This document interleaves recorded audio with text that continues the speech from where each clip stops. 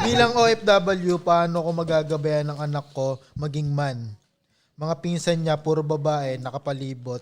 At si mama niya lang ang nagpapalaki sa kanya, walang father figure. Baka lumaki siyang malambot dahil wala siyang father figure. Good question yan, ah. Paano Baka kayo? lumaki Kung siya kayo yan, Alam ko sa akin tinanong, pero kayo muna.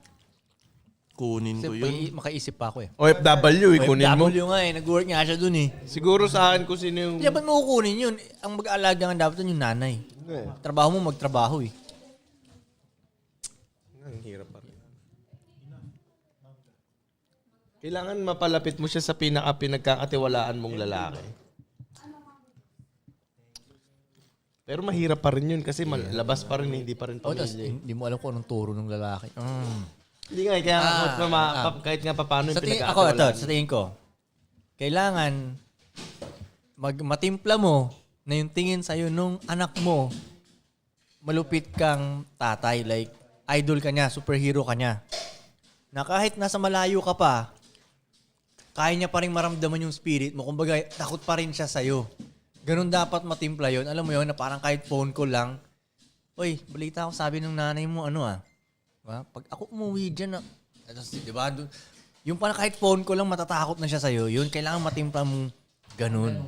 Na kahit pa laging puro babae kasama niya, nakakonek yung spirit niya sa'yo as a father niya. Yun, sa timplahan ng umpisa yun, di ba? Proper instructions lang sa bata. Ganun siguro. Pero kailangan, siguro si tatay, yan, kailangan gawin niya ng malupit talaga yung sarili niya. Kasi paano siya titingnang malupit ni anak niya kung hindi siya malupit din talaga. Alam mo yun, yung astahan man lang niya, the way siya mag-decide, the way niya kausapin yung wife niya o ano man, di ba? Parang, wag siya magpakita ng weakness dun sa anak niya sa tingin ko. Kasi pag nakita ng, parang nakaraan, dati may nakausap akong tropa din na sabi ko sa kanya yun, sabi ko, "Tol, babae ba yung anak mo?" Sabi niya, "Oo."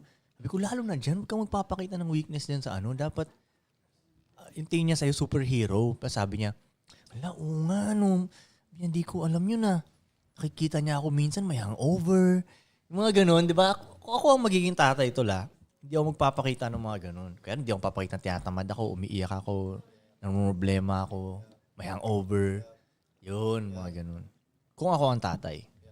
Minsan sinasabi nila kung sino pa ang walang anak, yun ang dapat maging tatay, no? Game. Nasagot ba yung Nasagot. Nasagot? Umabot ng Dubai yun. Worldwide ang natin eh. Oy, Life and style. congratulate muna natin to si Si brother